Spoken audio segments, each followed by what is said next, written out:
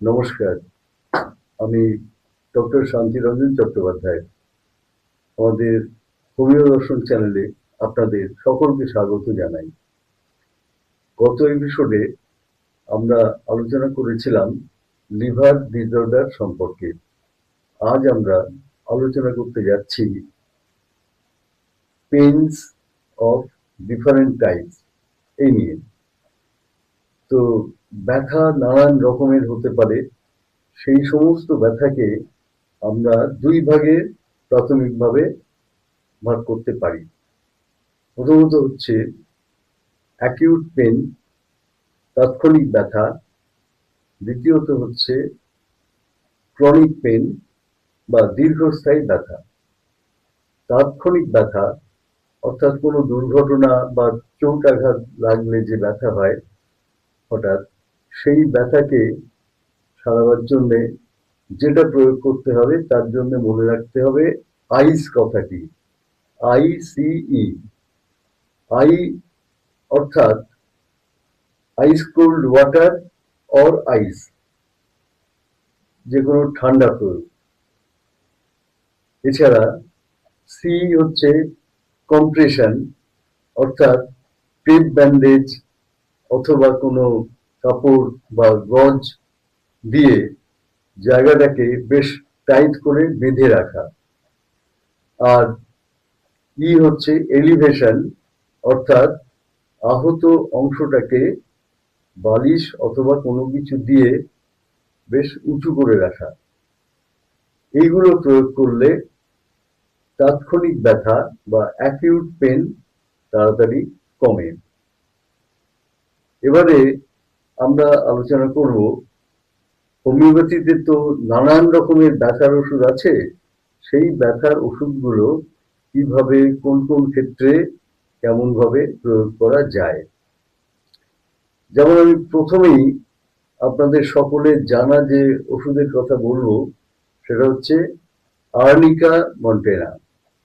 এই ওষুধটা সমস্ত ব্যথাতেই প্রয়োগ করা যেতে পারে, কিন্তু এর বিশেষত্ব হচ্ছে যে যদি কোনো চোট আঘাত লেগে বা ধাক্কা লেগে ব্যথা লাগে, থ্যাতলানো ব্যথা, তার সঙ্গে কালশিটা পড়া অবস্থা, এই সমস্ত হলে তখন এই ওষুধে খুবই কাজ হয়, এবং সেটা খাওয়ার ওষুধ তো হতে পারে, তার সঙ্গে সঙ্গে বাহ্যিক ওষুধ প্রয়োগ করা সেটাও খুবই কার্যকর।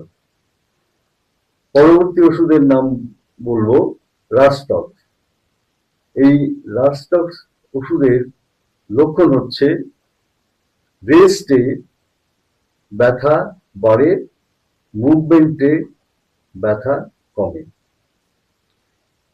যদি কোনো লিগামেন্ট বা মাসলের টান পড়ে অথবা শোয়ার দোষে ব্যথা হয়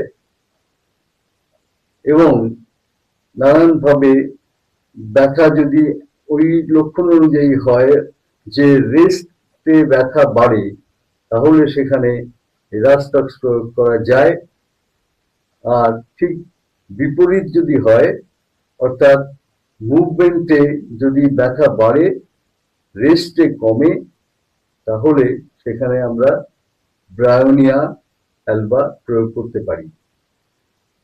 তারপরে ওষুধ বলবো রুটাজি। যদি হাড়ের ব্যথায় কোনো ইনফ্লামেশন হয়, বিশেষ করে সন্ধিতে, অর্থাৎ রস জমে, ফুলে যায়, লাল হয়ে যায়, মুভমেন্ট রেস্ট্রিক্টেড হয়ে যায়, এইরকম সমস্ত ইনফ্লামেশনের ব্যাপার যদি ঘটে, তাহলে রাস্টাক্স খুবই কার্যকর। তাছাড়াও গোড়ালির কোনো মচকা ব্যথা বা অন্যান্য জয়েন্টের মচকা ব্যথাতেও এটা খুবই কার্যকর।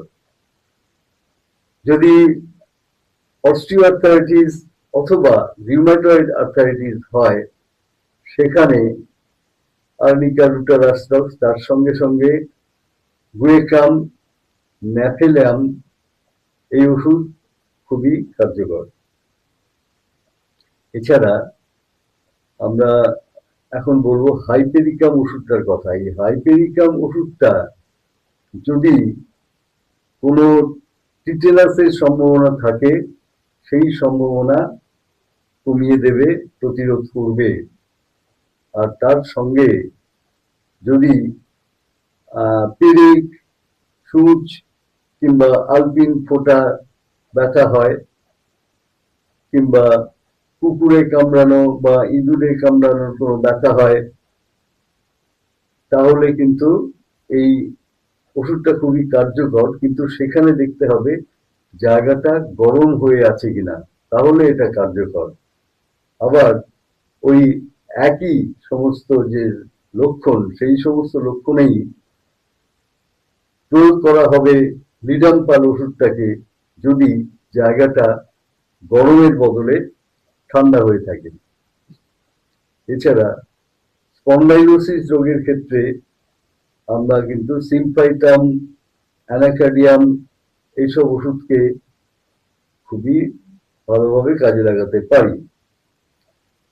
তাছাড়া যদি সাইটিকার জন্য পেন হয়, তাহলে সেখানে আমরা কিন্তু কার্বোনিয়াম সালফ এবং কলোসিন এই ধরনের ওষুধগুলি আমরা ব্যবহার করে খুবই ভালো উপকার পেয়ে থাকি।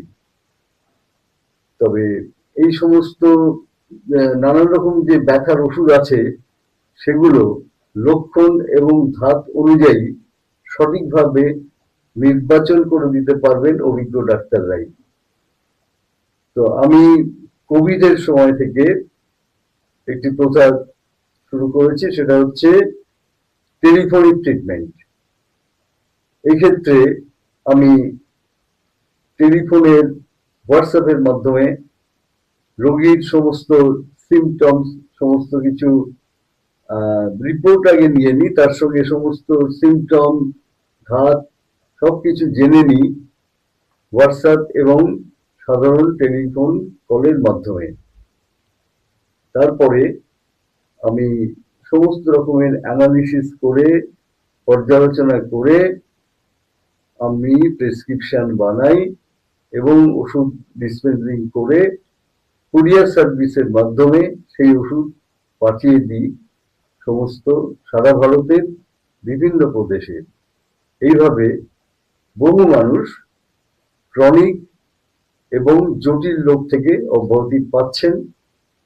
আপনারা আমার চ্যানেলের ডেসক্রিপশন বক্সে যে টেলিফোন নাম্বার দেওয়া আছে এবং অ্যাপয়েন্টমেন্ট টাইম দেওয়া আছে, সেখান থেকে আপনারা অ্যাপয়েন্টমেন্টের ব্যবস্থা করে সময় মতো আমাকে ফোন করে যোগাযোগ করবেন, যে কোনো ক্রনিক এবং জটিল রোগের ক্ষেত্রে।